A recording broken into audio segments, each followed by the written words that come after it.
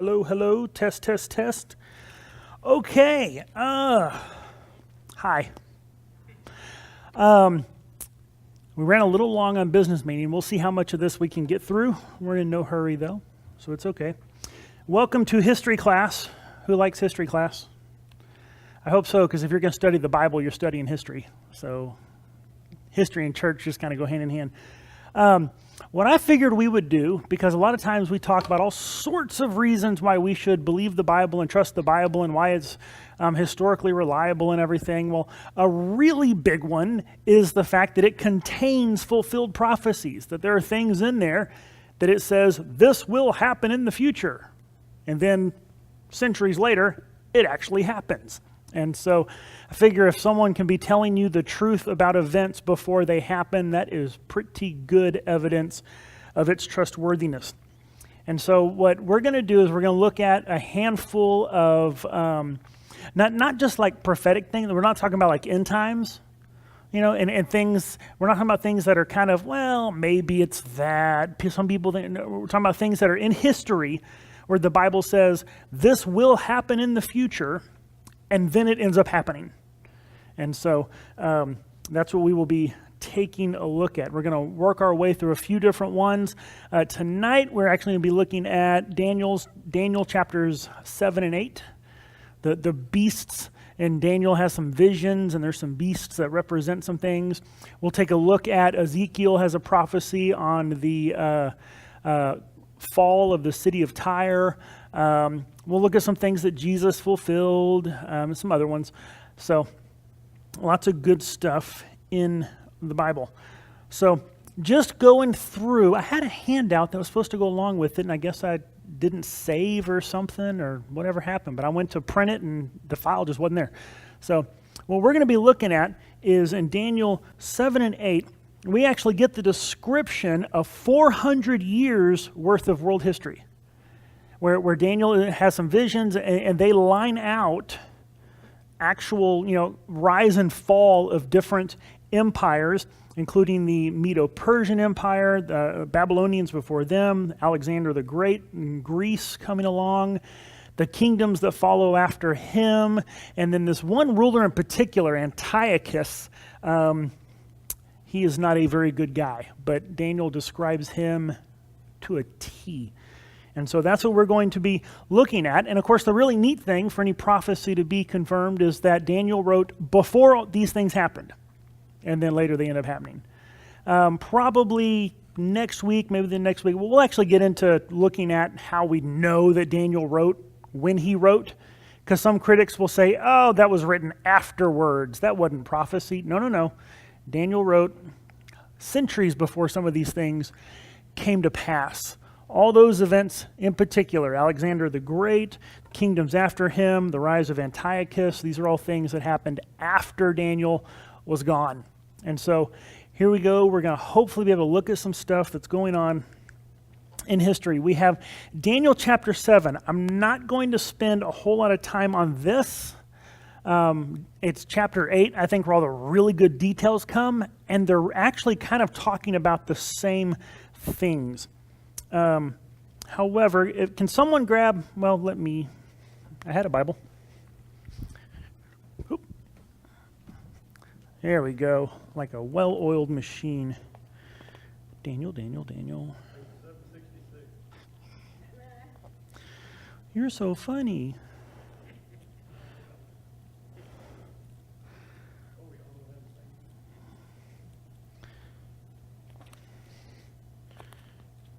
Come on.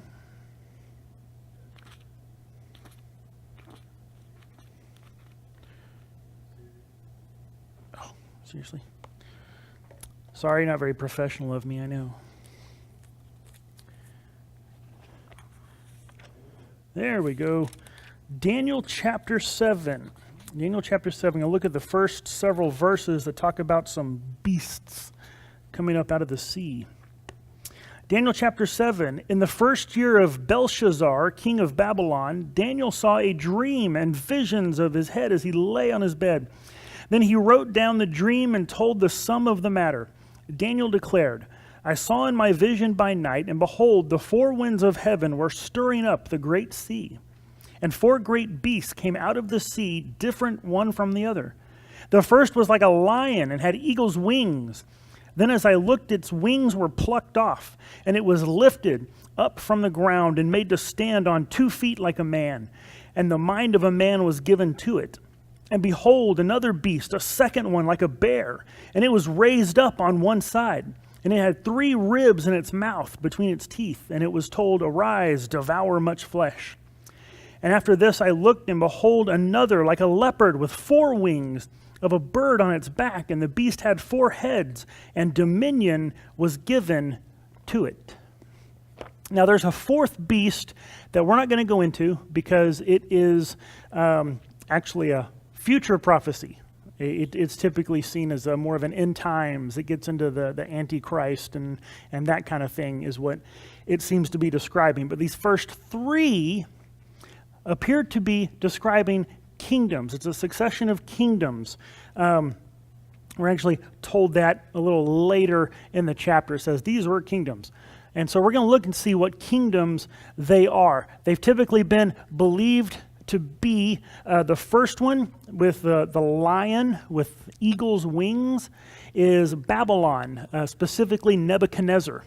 Remember Nebuchadnezzar? He's a really bad guy that conquered Jerusalem and took the captives off into exile, and he built the statue and commanded them to bow down and worship the statue and throw them in the furnace. That guy, real nice guy.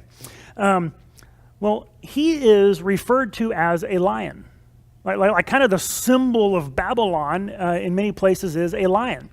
In Jeremiah 4:7, he is referred to as a lion. In Ezekiel 17:3, it refers to him as an eagle.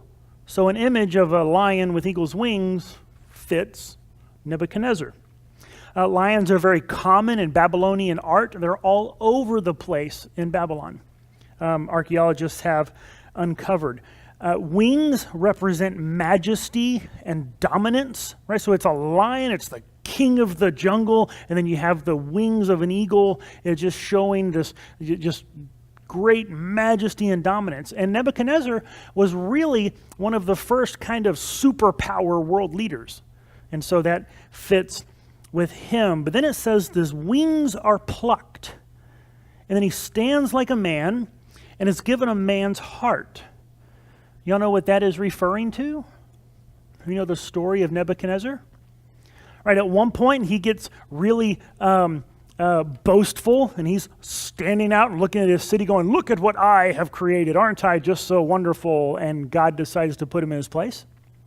In Daniel 4, it gives us account of where he is made like a beast. He goes crazy. It says that he eats grass like an ox. But then after 7 years, he's restored. And so his wings are plucked, the majesty, the glory of his rulership, God takes away from him, says, oh yeah. And down he goes like just a crazy man. So Babylon's ruled by a madman for a few years. And then God gives him a heart of man, no longer like a beast. So now he repents and he realizes, oh wow, you know what? I was wrong. You are God. And so that is describing that incident. Now, that's not prophecy, okay? Daniel was there for that. So that's one thing that you can't go, oh, look, Daniel prophesied about Nebuchadnezzar. No, he kind of witnessed all of that going on. But it does show us kind of the way this interpretation, the symbolism works as we're describing these kings and kingdoms, kind of how this thing plays out. Then the next one that comes up, the bear. Right, the Babylonians get conquered by the Persians. Specifically, it's called the Medo-Persian Empire.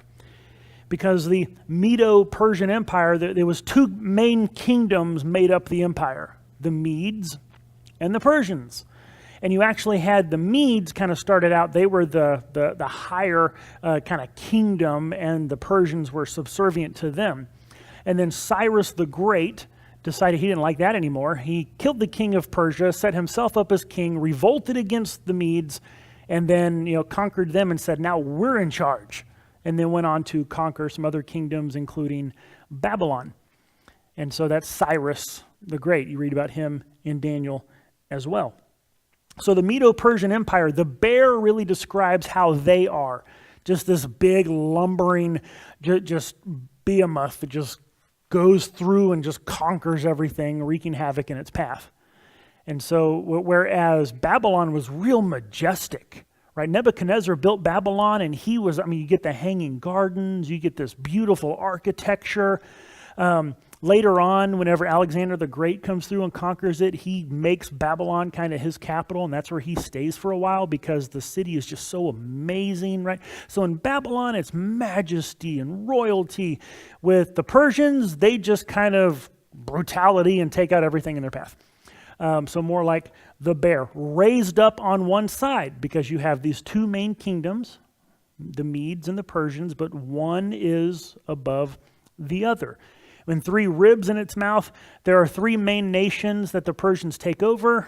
That is Lydia, Egypt, and Babylon. Those are the three regions that it takes over. And so there you have that explained. And then this last one, this leopard, symbolizes Alexander the Great, the Greek Empire. Wings and leopard indicate speed. And Alexander the Great conquered the known world at the time quick. From the time he became king in Greece to the time he died and had conquered most of the known world, 13 years. He would push his armies to march, night and day.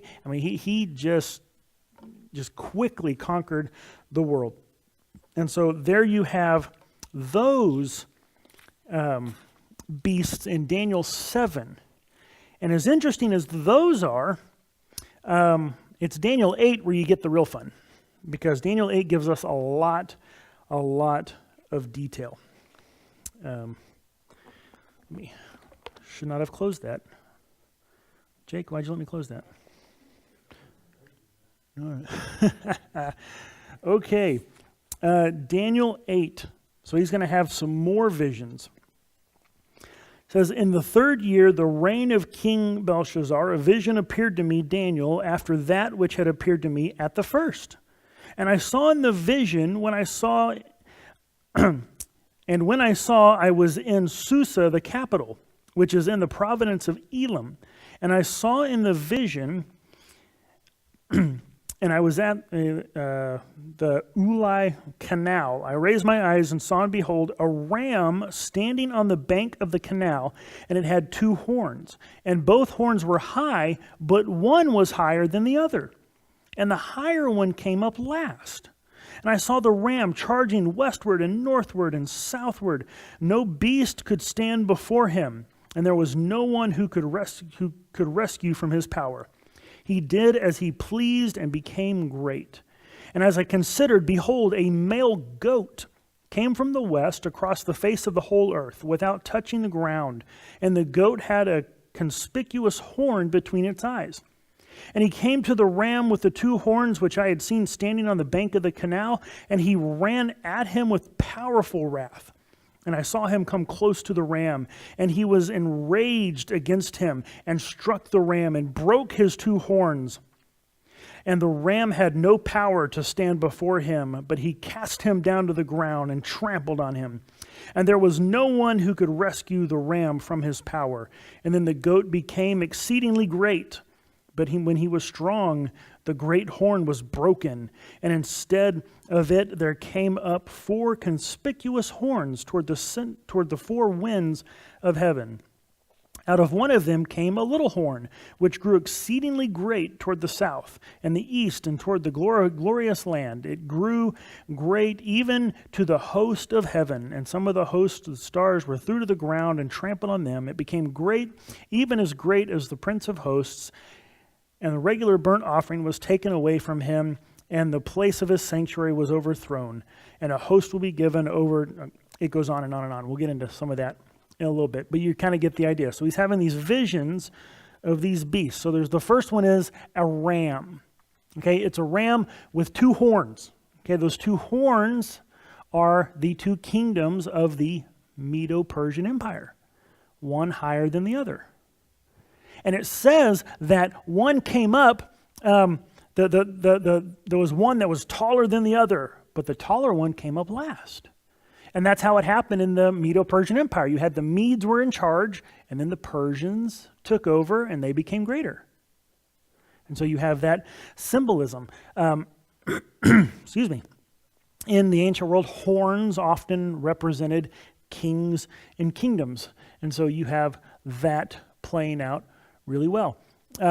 In history, we see what happened is that the Medes allied with the Babylonians. They threw off the Assyrians, so the Medes kind of became the main power and had Persia in there. The horn that came up last was the Persians. Cyrus the Great, we know about him. We know a lot about him. It was in 550 BC. He became king, overthrew the Medians, became the king of them, and then went on to conquer Babylon.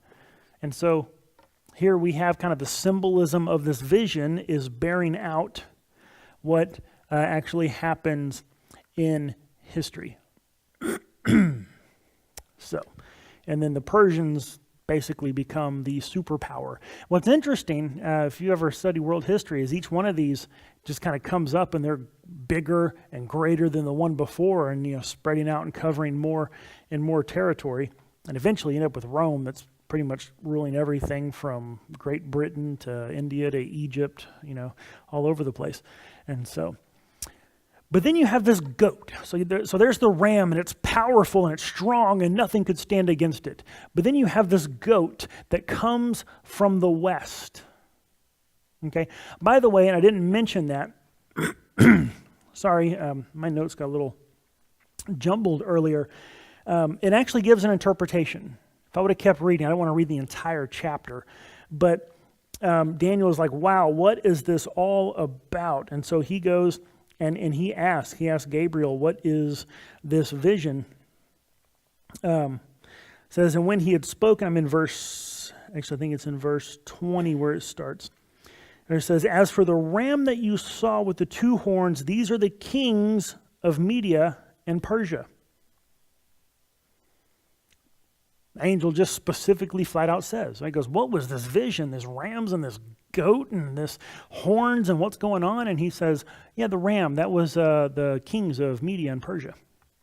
Okay, well now we have this goat. So he sees this goat that comes charging from the west and slays the ram. And the interpretation for the goat in verse 21, it says the goat is the king of Greece. And the great horn between his eyes is the first king. So we have the goat coming from the west. If you like your geography, you got Persia. Covers more area than that, but that's kind of the main central focus.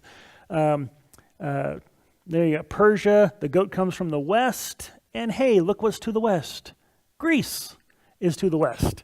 And so you have this great goat coming out of the west.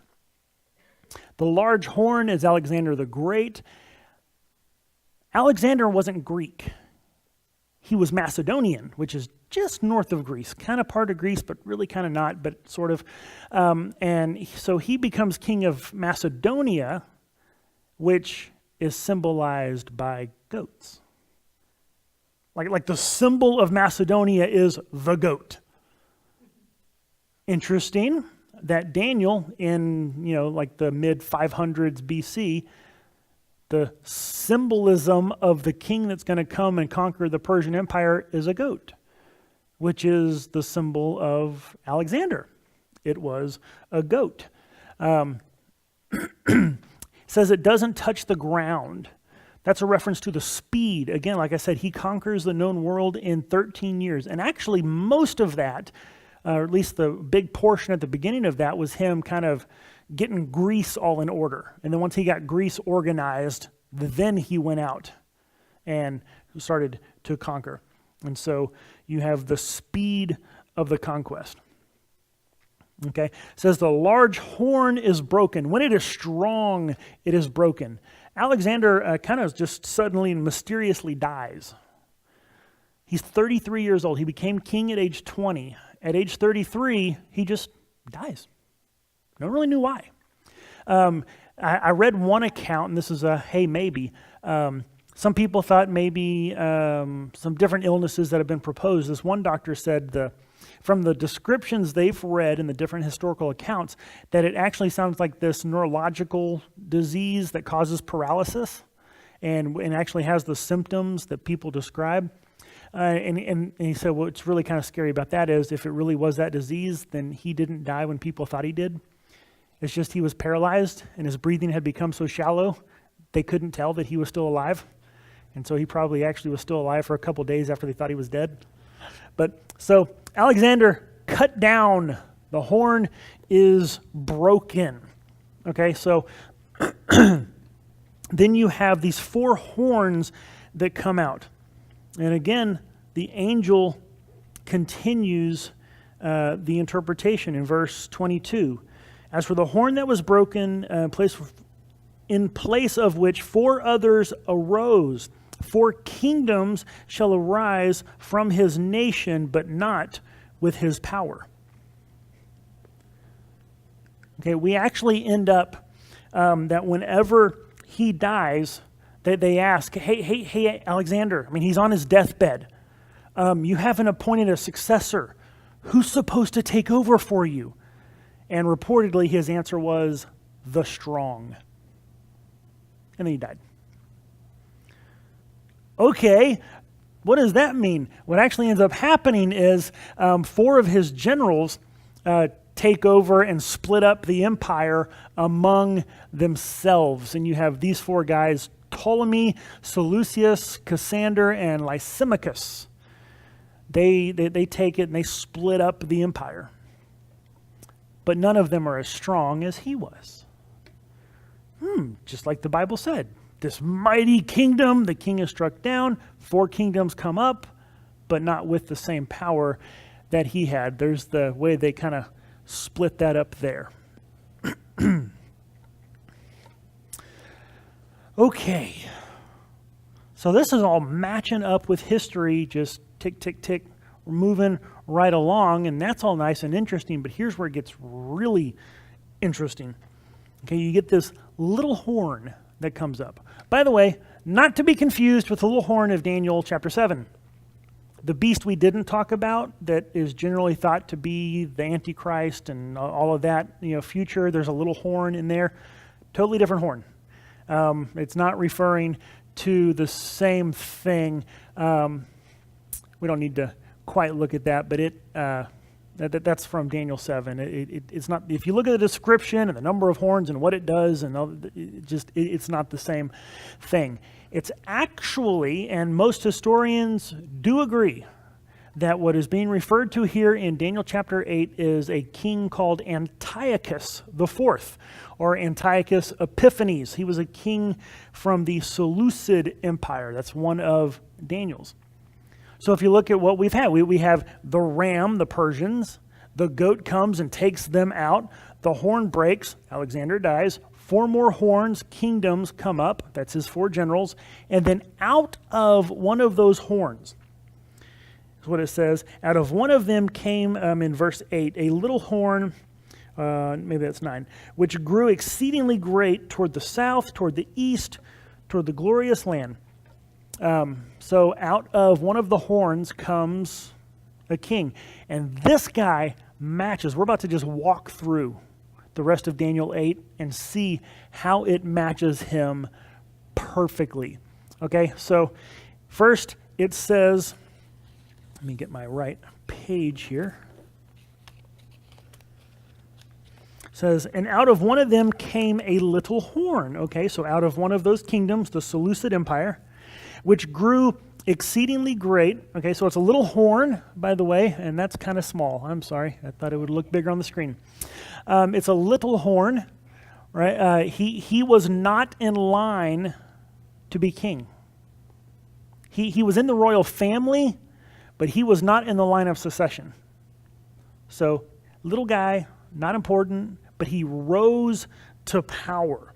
And it says that it grew exceedingly great toward the south, the east, and towards the glorious land. And we know that the Seleucid Empire was kind of on a decline.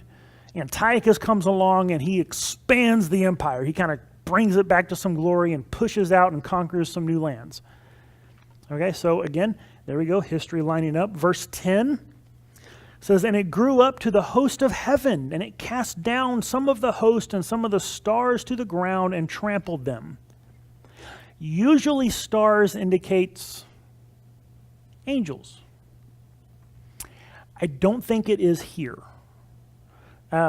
Two reasons. One, further on in the chapter, when it kind of refers to the same incident, it just refers to the holy people. So that would indicate maybe not talking about angels. It seems to be talking about the Jews.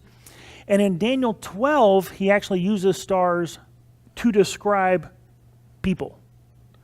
So there's some precedent in Daniel for him using stars, not for angels, but just for like the people of God. So that appears to be what it is talking about here.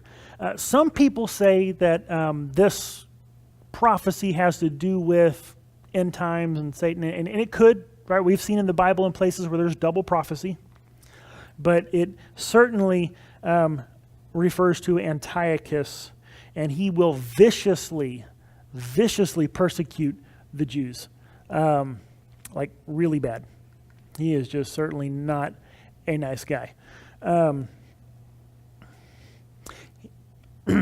Verse 11, he even exalted himself as high as the prince of the host, and by him the daily sacrifices were taken away, and the place of God's sanctuary was cast down. Because of transgression, an army was given over to the horn to oppose the daily sacrifices, and he cast truth down to the ground. He did all this and prospered. Verse 13, then I heard a holy one speaking, and another holy one said that a certain one who was speaking, how long will the vision be concerning the daily sacrifices and the transgression of desolation, the giving of both the sanctuary and the host to be trampled? And he said to me, for 2,300 days, and the sanctuary shall be cleansed. So you see that sacrifices stop, that he tramples God's people underfoot, and we actually see through history that he does some horrible, for some reason Antiochus just hated the Jews. I mean, just hated the Jews, doing everything he could to stamp them out. He actually sold the office of high priest. Like he conquered the area of Israel, and he sold high priest. If you want to be high priest, I got to let you do it. And he sold the position of high priest so that it was a Greek person with Greek influences in the temple, not a Jew. He plundered the temple, took the gold and the treasure from Israel. He slaughtered pigs on the altar. So if you know anything about Jews, right, pigs are unclean. So he slaughtered pigs on the altar. That would defile the temple. You could not be making any sacrifices in the temple. He put idols to Zeus in the temple. He had sacrifices to Zeus made. He actually claimed to be an incarnation of Zeus. So basically, he was having himself worshipped in the temple in Jerusalem. So he has defiled the temple. The Jews can't do sacrifices in a defiled temple. Sacrifices have stopped. And however, as it said, there will be a time when the temple gets cleansed.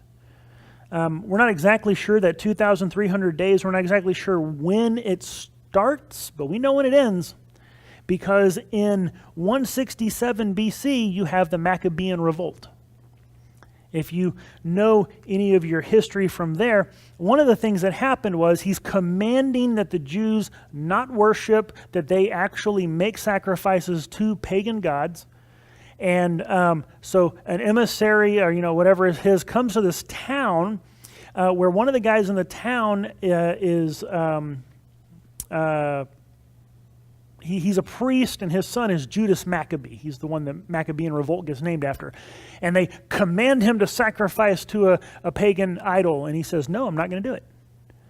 And this other Jewish guy steps up and says, hey, I'll do it. So he turns and kills the guy. No, you're not. I'm not going to let you do it. So he turns and kills the guy. And so they figure, oh, great, now we're in trouble. They run off into the hills. They kind of gather up an army around them and they begin a guerrilla warfare against Antiochus's forces. And eventually, they succeed. They succeed in overthrowing the Seleucid Empire's rule over them, and for a little bit of time, the Jews are back in control of Israel. And they go in, and on December 25th, they cleanse the temple. Anyone know what Jewish holiday celebrates the cleansing of the temple in this revolt? Hanukkah. That's what Hanukkah is a celebration of. Of worship and sacrifice returning to the temple. Okay? That's all really neat, but it doesn't stop there. There's even more. Verse 23. This is more. There's some other stuff in between. It skips down. This is where he's talking about the interpretations, and it goes on describing this horn even more. It says, in the latter time of their kingdom, shortly after Antiochus, the Seleucid Empire falls apart. He kind of just through his own wheeling and dealing and just force of power kept it going, but then shortly after him it loses territory and then is eventually taken over by Rome. And so he is in the last days of the kingdom. It says, when the transgressors have reached their fullness, a king shall arise having fierce features, okay, it's describing him, who understands sinister schemes. This man understands sinister schemes. He came to power through scheming. Remember, I told you, he was not in line for the king. Through some deal making, he actually ended up where Rome took the I guess you call him the crown prince, his nephew, Antiochus was brother of the king. But he got his nephew, who was in line for secession. Rome took him, and so he was a political prisoner in Rome. Then someone murders the king. But again, Antiochus is not next in line. Next in line is his young nephew, who's just a baby. So he, using his politicking and scheming skills, he gets himself appointed regent to rule in place of the young prince until he's old enough to take over. And then once he kind of consolidates his authority, he has the baby killed. So now he's king. So he schemed his way to being king. And he hated the Jews. Hated the Jews. Verse 24 says, his power shall be mighty, but not by his own power. Again, it wasn't his. He took it. It was someone else's rightful power, not his. He shall destroy fearfully and shall prosper and thrive, and he shall destroy the mighty and also the holy people. Also the holy people. Through his cunning he shall cause deceit to prosper under his rule. The things he did to the Jews, it says that he destroys the holy people. He would have no religious tolerance. Back then, most kings, they would at least tolerate other religions. You know, I come and conquer your land. You have your gods, whatever. You can worship your gods, but I'm in charge, right? Most people had that kind of, attitude. Not Antiochus. Oh, no, you're not worshiping Yahweh. Not going to happen. And so he actually said no worship of the Jewish God. It was outlawed, not allowed. No tolerance. He destroyed copies of the Torah, the Hebrew Bible. Whenever they found copies of it, burned them, destroyed them. Not allowed to have it. He forbid obedience to the law. If you're doing things because Moses said so, no, can't do that. Not allowed to follow that anymore. He, like I said before, sold the office of high priest. He commanded the Jews, this is kind of crazy, the things he commanded the Jews to do. He commanded them to eat pork. They're not supposed to eat pork. That's sinful. They're not supposed to do that. He commanded them to not circumcise. Well, that's like the main symbol of the covenant between Israel and God. He commanded that they worship Zeus or die. And at one point, he actually killed over 40,000 Jews in a 2-day period. He was hard-pressed against God's people. And it continues in verse 25. It says, he shall exalt himself in his heart. He shall destroy many in their prosperity, and he shall even rise against the prince of princes. That's against God. He's pushing hard against God and against God's people. He wants to stamp out the worship of God. But he shall be broken without human means. Antiochus actually dies in 164 of a sudden illness. Not sure what, probably malaria. He just gets sick and dies. Not by human means. That is pretty point by point right on for what is described in Daniel and the life of this horrible, horrible man. And so what we have going on in these 2 chapters is an outline of historical things. We know that Daniel is taken to Babylon in 605 BC. Nebuchadnezzar, his first wave of attacks. He eventually destroys the temple a little later on, but the first kind of deportation is in 605. Nebuchadnezzar dies in 562, but Daniel's still hanging around. The Cyrus conquers Babylon in 550. You have Daniel dies in 538 BC. Alexander the Great becomes king of Macedonia in 336. His speedy conquest takes over the known world very quickly and dies in 323, just 13 years later. Empire divides into 4 kingdoms. Antiochus IV becomes king of the Seleucid Empire, and then Antiochus dies in 164 BC. And all of this happens after Daniel, after he wrote it down. If you have someone writing that much detail about future events and then they come to pass, I think that's a pretty good indicator that whatever's being written, you might want to stop and take note. They know what they're talking about. Well, how do you know the Bible's from God? That's how I know the Bible's from God. Because it knows things no man could know. That's one of the big reasons we can trust what God has revealed, because it is shown to be from God. And so, all right. I know I just kind of blasted through that.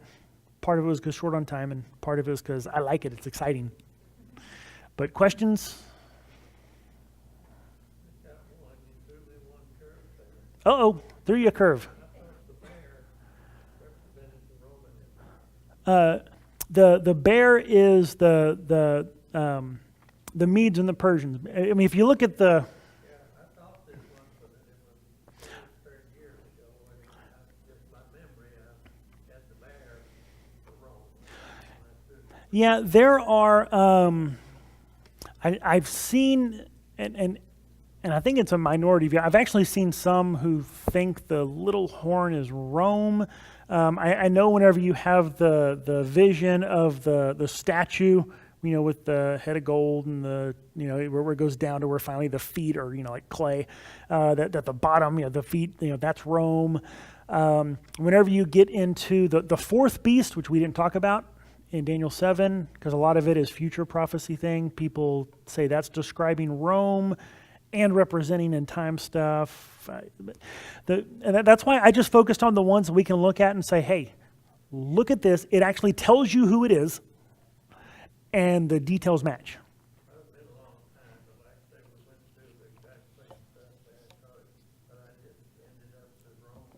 Yeah. But it fits the Persian Empire, the Medo-Persian Empire pretty good, because you got raised up on one side, because one of them is, more powerful than the other, and the 3 ribs in its mouth represent the 3 kingdoms of the Persian Empire, and so, but yeah. What else? No? Okay, so you're now all experts on, and I actually, and I tried to make it as big as I could on the screen, and I didn't realize it'd translate up there to being so small. If you would like a copy of my notes, I'll give it to you. So you can actually see some of that. I mean, but you see, this isn't just like some vague, oh, well, maybe this is that. This is detailed. Yeah.